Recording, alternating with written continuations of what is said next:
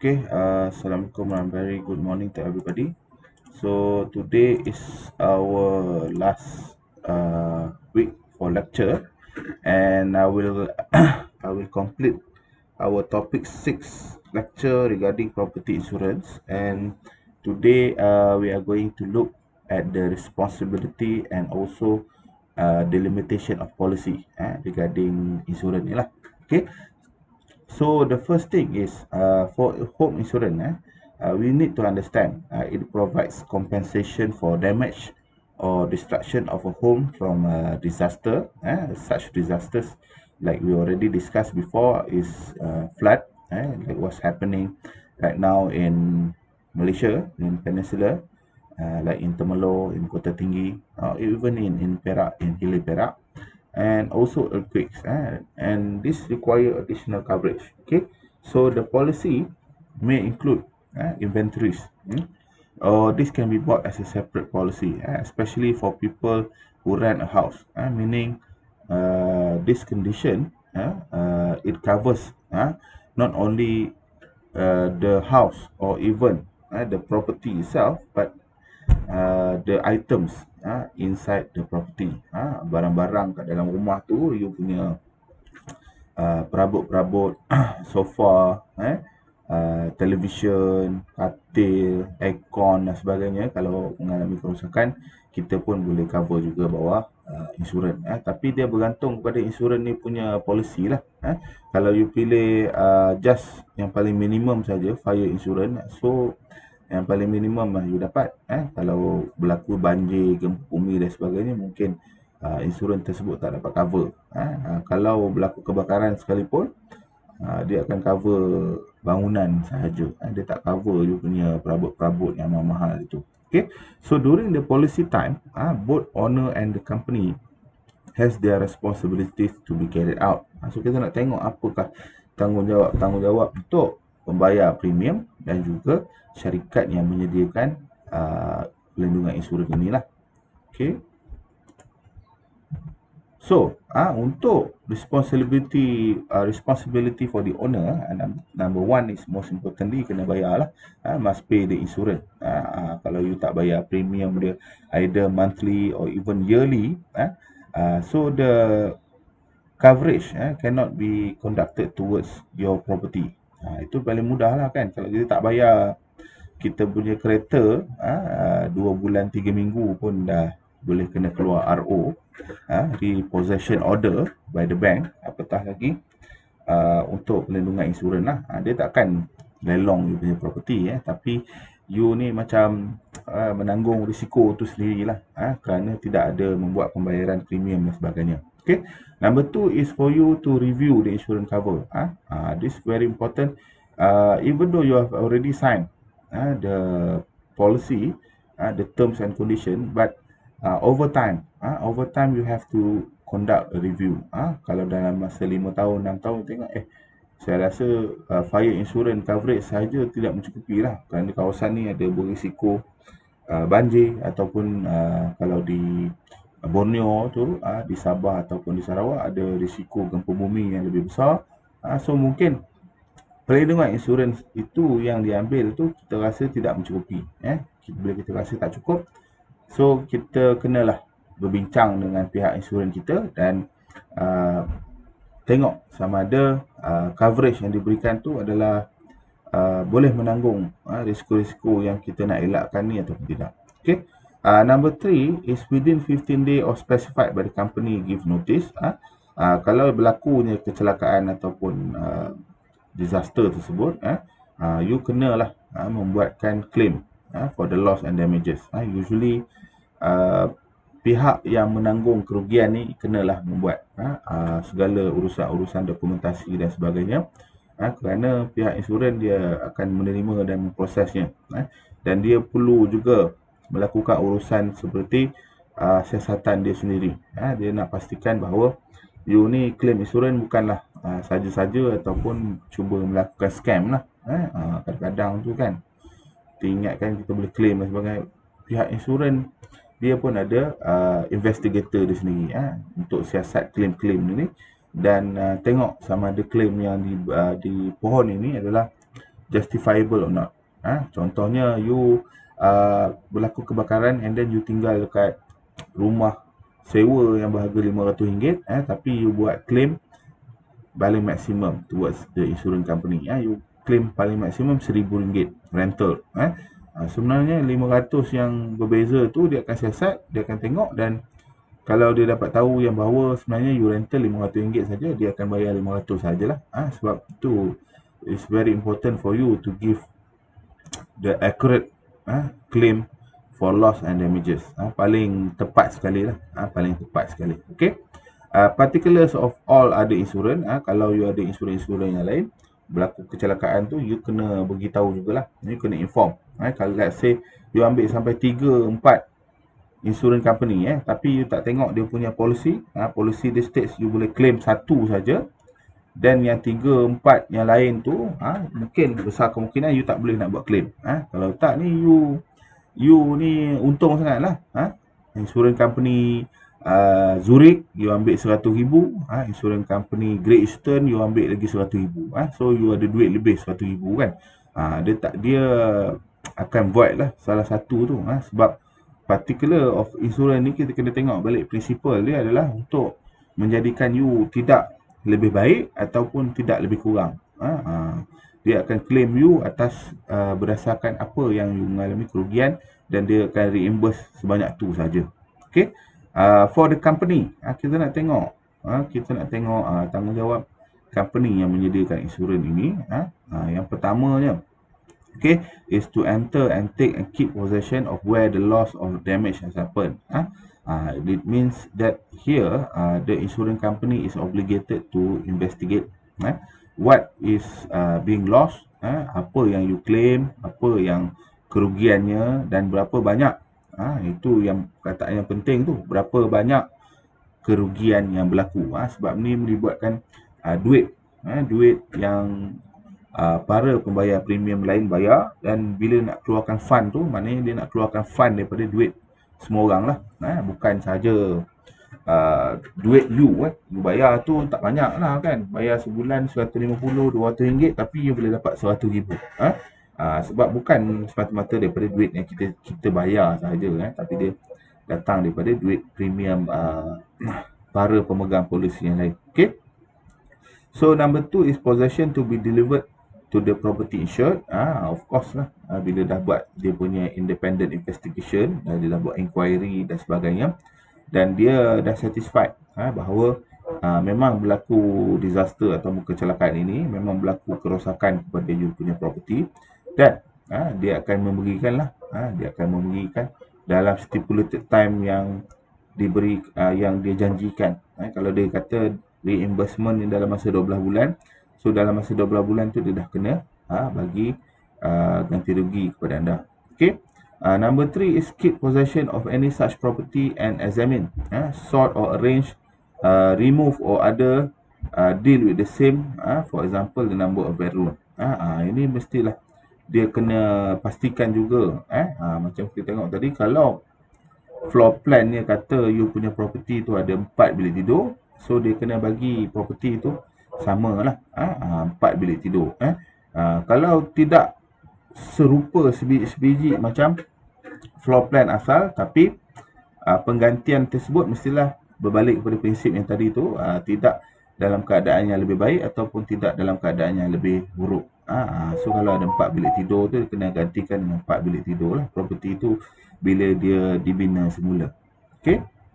So kita nak tengok seterusnya. Kita tengok dia punya tanggungjawab dan juga limitation dia. Apa yang boleh dibuat, tanggungjawab you sebagai pembayar premium dan juga tanggungjawab sebagai penyedia insurans. Kita nak tengok cara-cara polisi ini boleh terbatal lah. Kenapa nak terbatal ni kan? Tapi bermacam-macam sebab lah kenapa nak terbatal. Mungkin dia, kalau kita tengok dalam ni, policy may be cancelled or terminated by, of course, number 1 is the request of the insured. Kita membuatkan permohonan kepada pihak insurans kita. Kita bagilah whatever reason. Reasonnya sebab mungkin sebab of the pandemic of COVID-19, you have already lost your job, so you don't have the financial means anymore to pay for the monthly premium. You pergi ambil all risk sampai RM2,000 sebulan. Tapi bila you dah tak ada kerja, bila you ni dulu CEO Petronas cari gali, gaji RM200,000, tiba-tiba terus tak ada duit, so insurans you pun you tak mampu dah nak membayar. You cuma ada duit cukup-cukup makan nak hidup kan, you boleh membuatlah permohonan untuk perlindungan insurans ni dibatalkan atau being terminated. Okay, so number 2 is expiration of the favor without the renewal. Expiration. Maknanya kalau you ambil pelindungan coverage tersebut, kau ambil selama 5 tahun, tapi after 5 years, the insurance company has already contacted you and everything, but you didn't conduct the renewal process. Tak buat renew. So bila you tak buat renew ni, you melakukan kontrak. Kalau you buat kontrak 5 tahun, you tak renew the contract, so of course kita pun tak ada pilihan lah. Takkan kita nak teruskan perkara yang tak ada kontrak. What's the obligation? Tak ada obligation lah pihak syarikat insurans tersebut nak teruskan kontrak ataupun perlindungan terhadap anda. So it's very important for you to see and check the renewal process and whether you want to add additional coverage or you want to reduce coverage whatsoever. But most importantly, when you have already discussed with the insurance company, then of course the insurance policy can either be continued or not. Okay, number 3 is the company's decision. Itu keputusan pihak syarikat insurans tersebut lah. Kalau nak menamatkan, kalau dia rasa ada justification yang wajar lah. Kalau contohnya you ambil macam tadi lah, sampai 3 ataupun 4 insurans, dan dia dapat tahu bahawa you ni sebenarnya cuba nak mendapatkan compensation yang banyak dengan employing a lot of insurance company, ataupun adanya elemen-elemen jenayah. Elemen jenayah macam contohnya lah kan, you dah tak ada duit sangat, you nak cuba jual you punya property ataupun you punya rumah tapi tak ada siapa nak beli, lala you kata I want some money, I don't care, you bakar sendiri rumah you. Banyak boleh berlaku. Banyak insurance scam ke lah yang berlaku macam tu kan, sebab dia nakkan duit. Dia tahu kalau nak tunggu rumah ni terbakar sendiri atau kena banjir dan sebagainya tu mungkin berlaku ataupun mungkin takkan berlaku sampai bila-bila kan, tapi disebabkan tu dia buat jenayah tu sendiri, dan dia claim insurans, dan bila dapat tahu investigation from police report dan sebagainya, kalau memang betul you yang buat sendiri benda-benda tu, then of course the insurance company will not reimburse lah. Sama lah macam contoh life insurance kan, you ambil life insurance sampai RM5 juta, lepas tu tiba-tiba terjun Jambatan Pulau Pinang bunuh diri kan. Kalau dia buat siasatan, dia tengok memang you ni terjun Jambatan Pulau Pinang bunuh diri sendiri dan sebagainya, you punya insurance policy you tu kemungkinan akan terbatal lah. Lain lah kalau you bawa motor kat Jambatan Pulau Pinang, you terlanggar kereta dan jatuh ke dalam laut kan. Tapi kalau you buat keputusan tu sendiri dan disiasat, dapati memang you ada elemen mala fide, elemen berniat jahat, so tak boleh buat apa. Okay, number 4 is the mortgage foreclosure. So this is an interesting area, mortgage foreclosure, whereby you dah tak ada means, you nak membayar you punya financing ataupun housing loan, you dah tak ada kerja macam tadilah, dah tak ada kerja, dah tak ada duit kan.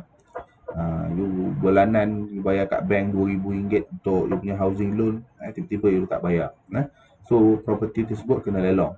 So bila property you kena lelong, of course you pun dah tak ada property lah. So kalau you tak ada property, macam mana you nak cover insurans property yang tak wujud? So daripada situ you punya perlindungan insurans property serta-merta dan automatically akan terbatal lah. Okay, so an insurance may be called in whole or part before the date of expiration of the option of. So company can give notices, 14 days notice by registered letter to his last known address. So changes in the detail of the policy and its is replaced by new policy, ini pun boleh terbatal jugalah. Bila you buat review tadi, you buat review dan dia kata tak cukup lah fire insurance saja kan, saya nak tambah all risk, flooding, earthquake, aeroplane, riot, war dan sebagainya. So maknanya sebenarnya you buat satu agreement ataupun kontrak yang baru. So yang polisi yang lama yang cuba cover fire insurance tadi tu, dia akan serta-merta akan terbatal jugalah. Okay. So next one is the prorate premium return may be allowed if a policy is cancelled. For example, the property insured has been sold. So premium return ni kita biasanya untuk insurance company, they will not give as much because dia akan tengok mungkin you buat advance payment untuk setahun, you bayar setahun tu RM2,000, tapi dalam awal tahun tu you dah jual, maknanya dalam setahun tu you baru pakai sebulan saja. Daripada situ dia akan kira balik lah prorate 11 bulan baki tersebut, dia akan pulangkan semula kepada you. So mungkin dia akan pulangkan balik around RM1,800. So dia untuk yang advance payment saja. Tapi kalau you dah duduk di situ 20 tahun and then you dah bayar 20 tahun, lepas tu you jual property and then you nak dapatkan balik premium yang 20 tahun tu, itu tak boleh dibenarkan lah. Tak dibenarkan konsep macam tu. Buat apa penat-penat nak ambil insurans tu, tak ada siapa lah nak jual insurans kan. So duit yang you dah bayar 20 tahun tu sebenarnya dah pun digunakan lah untuk coverage property lain yang dah mengalami kecelakaan tersebut lah, dah digunakan wang tersebut. So tu tak boleh lah buat macam tu kan. Kalau tidak tu memang untung lah kan, kita beli 30 tahun tu dah bayar, kita nak claim balik premium 30 tahun. Tak boleh lah macam tu. Dia cuma untuk yang advance payment yang you dah buat tu. Okay. Dan satu lagi, kalau polisi insurans tersebut tak berkok rasa lagi, so kalau kita tengok biasa term insurans ni mungkin dia kena tunggu sampai 2 tahun ataupun 3 tahun, tapi tiba-tiba you nak cancel kan, tak sampai 3 tahun lagi, so you kan boleh akan mendapatkan semula sedikit prorate ataupun sedikit compensation lah daripada premium payment tersebut. Okay.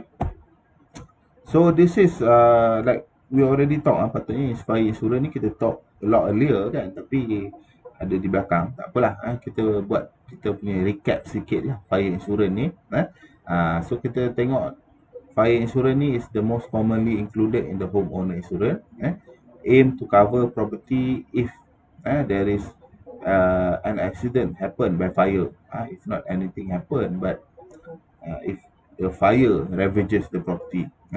So it is reduced in amount insured as time increase, usually yearly basis. Ini kita tengok balik pada depreciation tadi tu lah.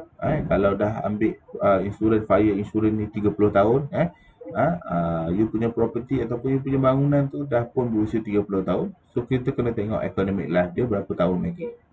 So 30 tahun tu economic life untuk concrete house is about 60 years. So the amount insured tu akan berkurangan lah. Dia akan jadi separuh lah, 30 tahun daripada 60 tahun.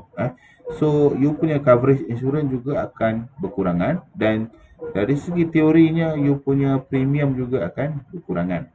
Tapi ini in term of premium ni memang you kena bincang sama-sama lah dengan pihak syarikat insurans tu. You boleh bring up your argument, kata takkan still bayar lagi RM200 kan, dah 30 tahun kan, you tak ada no claim discount whatsoever, you tak ada reducing of the premium bulanan dan sebagainya, mesti kena bayar yang sama juga ke? You boleh bawa lah benda-benda ini kepada syarikat insurans tersebut, based on the basis of depreciation and the amount of being insured. Okay, so will be refunded back on a prorate basis if the property is sold before term complete on yearly basis. Ini macam yang kita tengok tadi tu. Premium paid usually on yearly basis. Tapi ini sebenarnya bergantung lah. Boleh jadi yearly basis, boleh jadi 10-year basis, boleh jadi monthly basis, or even daily basis. Kadang-kadang ni insurance company dia pandai kan, dia tengok, dia kata kat you kan, cuma RM2 sahaja, untuk mendapat perlindungan, untuk mendapat perlindungan daripada segala risiko. RM2 dia tak kata. RM2 ni takkanlah RM2 sebulan atau setahun kan. Dia tulis kat bawah tu fine print dia RM2 daily basis. RM2 daily basis. Daily basis okey lagi lah. Kalau dia kata RM2 every hour. 2 kali lah. RM24 kali RM2 dah RM48 sehari. So you kena baca betul-betul apa dia punya offer and term and limiting condition dia tu lah. So kena tengok lah. Kadang-kadang ni diorang ni pandai buat marketing kan. RM2 sehari kan. Kita tengok bawah, sehari rupanya. Ingatkan RM2 sebulan. Okay. So premium based on demolition losses or cost of rebuilding the property. Ni kita tengok tadi lah. Kita nak bayar you, kita nak bagi compensation towards to make you as the same as before. And lastly, is regarding the home buyer insurance or MRTA, mortgage reducing term assurance. Okay, so commonly called hazard insurance or homeowner insurance. So this is important to cover the owner and also ancestor if anything happen to the insurer. Maknanya kalau sebenarnya ini sangat penting MRTA ni sebab dia berkaitan dengan you punya financing loan. Sebab kita ni kalau beli rumah takkan kita ambil financing macam kereta. Kita ambil 5 tahun, 6 tahun, 9 tahun saja. So usually untuk property ni kita akan ambil financing yang agak lama lah. 25 tahun, 30 tahun. Tapi kalau bank sekarang ni boleh sampai 35 tahun pun boleh. Dia ikut publish average lifespan of Malaysia right now. Average lifespan of Malaysian right now, kalau untuk wanita 74.8 tahun, expected to live until 74.8 years. Kalau untuk wanita, untuk lelaki lebih kurang daripada itu, 72.8 tahun. Untuk lelaki ni dia pendek umur dia 2 tahun expected. Lelaki ni tak tahulah, banyak jangkaan hidupnya lebih rendah daripada wanita kan. Itulah nasibnya, tak buat macam mana kan. Tapi disebabkan kematian ni kita tak boleh nak jangka bila-bila masa boleh mati dan sebagainya. Contohnya you ambil financing loan 30 tahun, tapi umur 50 tahun dah meninggal. Maknanya you ada baki lagi dalam 10 tahun macam tu. Takkanlah kita nak yang dah mati itu masih nak membayar lagi. Dan of course dia akan menanggung pembayaran property tersebut, akan jadi terbeban lah. You punya anak-anak, you punya isteri, you punya suami, ataupun you punya ibu bapa, adik-beradik dan sebagainya. So untuk hutang ni masih perlu dibayar. So dari segi itu, sebab itulah kita ambil MRTA ni. So sekurang-kurangnya kalau kita ni berlaku kematian, mortgage reducing term assurance ni dia akan coverkan. Dia akan coverkan baki pinjaman yang belum selesai tu. Ada lagi baki pinjaman RM50,000. So MRTA ni akan kick in, dan dia akan settlekan the financing loan yang dah dibuat itu. Okay, like we said before, MRTA reduce in amount insured as time increases. Sebab dia ni cover ni, kalau let's say you beli property RM500,000, you dah bayar 20 tahun, so ada remaining 10 years punya property, dan dia akan cover tu akan berkurangan lah. Sebabnya you dah, let's say you dah bayar almost 70% of your financing loan, so another 30% tu dia akan cover lah. Dia tak akan cover seluruhnya. Tapi let's say you ambil 30 tahun, baru bayar setahun dah mati. So ada baki 29 tahun. Maknanya dia akan cover juga 29 tahun tersebut. Tapi janganlah berharap macam tu kan. Siapa yang nak mati cepat dan sebagainya. Betul tak kan? So mestilah kena ada lah, kena ada sekurang-kurangnya lah untuk membantu waris-waris kita ni lah.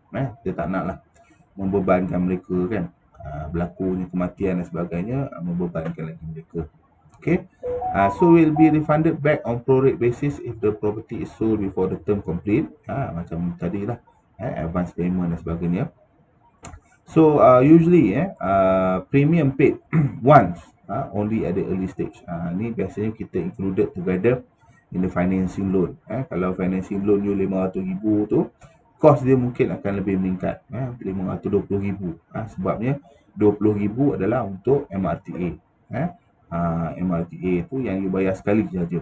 Sebab kebanyakan financial institution sekarang memang mewajibkan dia punya borrower tu untuk ambil MRTA, especially untuk long term loan. Untuk long term loan. Untuk kereta motor tak ada boleh dibuat, tapi you kena bayar premium yang lebih lah. Tapi untuk kereta dan motosikal tu biasanya kita tidak ambil lah, sebab dia punya loan term dia tu tak lama lah. Kalau yang ambil kereta pun paling lama biasanya sampai 9 tahun. Kalau motosikal tu mungkin paling lama sampai 5 tahun. Dan at least motosikal atau kereta ni kita masih boleh mampu untuk membayar lah waris-waris kan. Kalau dia nak sambung bayar, kalau dia tak nak sambung bayar, dia boleh jual dan sebagainya. Okay. So premium is based on the loan amount, berapa banyak nilai harta tanah ataupun nilai financing tersebut, the length of the term. Lagi pendek tu lagi rendah lah, tapi kalau lebih panjang tu kita akan kira nilai yang sewajarnya. You ambil 30 tahun ke 40 tahun ke, and afterwards we look at the sex and age. Ini macam saya cakap tadi lah, kalau wanita tu dia akan bagi premium tu lebih rendah sikit lah. Tak adalah banyak sangat kan, tapi adalah perbezaannya, kerana wanita ni di Malaysia jangkaan hidupnya 2 tahun lebih tinggi daripada lelaki. So untuk lelakinya premium kenalah lebih tinggi sikit, dan juga age of the borrower. Ini penting juga, kalau you dah berumur 60 tahun tapi you baru beli rumah, MRTA tu akan meningkat dengan mendadak lah, kerana kalau ikutkan figure yang diberikan oleh Jabatan Statistik Malaysia tu, you tinggal 60 tahun, tinggal lagi 12.8 tahun untuk hidup, jangkaan you hidup kan. Tapi kalau you ni panjang umur sebagainya, manalah tahu kan. Tapi itulah, dia akan mengikut jangkaan hidup ataupun hayat seseorang peminjam tersebut, sex and age of the borrower. Okay, so that is all about the insurance, topik 6. So kita dah tengok kebanyakan insurans yang ada dan wujud, dan kenapa insurans ni wujud, dan apakah jenis perlindungan yang diberikan. So dengan itu, inilah penamat untuk estate agent 1 untuk kita punya semester, dan hampir 14 minggu kita dah buat lecture dan juga discussion macam ni lah. Okay? Dan lepas ni, of course, in the next semester, if insyaAllah you will continue towards estate agent 2, estate agent part 2. So untuk lecture this semester, you have gained a lot. You have gained a lot regarding the overview of what is estate agency practice itself, and how you are going to function well as an estate agent. Because estate agent is a profession, is one of our profession that is the most rewarding but the most challenging. Estate agent ni, kalau kita tengok kan, dia boleh dapatkan komisen yang besar dan sebagainya, tapi itulah, komisen besar tu you kena tahulah cara nak manage you punya masa, you punya kewangan dan sebagainya, sebab mungkin bulan ni komisen yang besar, bulan depan tak tahu lagi dan sebagainya.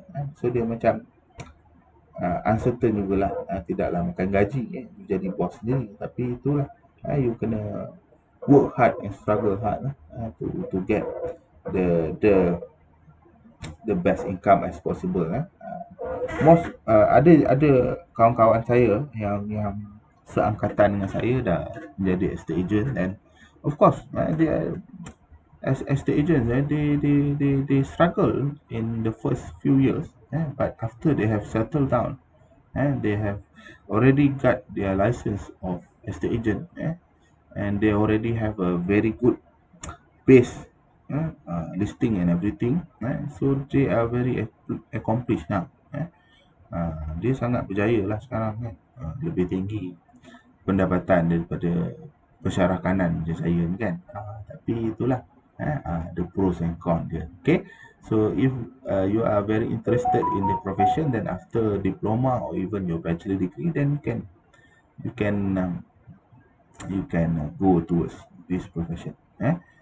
So kalau you nak tengok lebih cepat sikit, mungkin masa you practical training, you dah boleh go towards estate agency punya firm kan, nak tengok what is happening dan cara-cara dia orang bekerja dan sebagainya. Okay, so with that, I think that is all for our lecture for this week and also for this semester. And afterwards, you will be having your final online test, and I hope you can answer it well. You are given a lot of time actually, to do the final online test, and you can do it from the comfort of your home, so you ada banyak selesa dan sebagainya, so kenalah score, so I hope everybody can score inside their final online test. Okay, so with that, I end lecture with wabillahi taufiq wal hidayah. Assalamualaikum warahmatullahi wabarakatuh.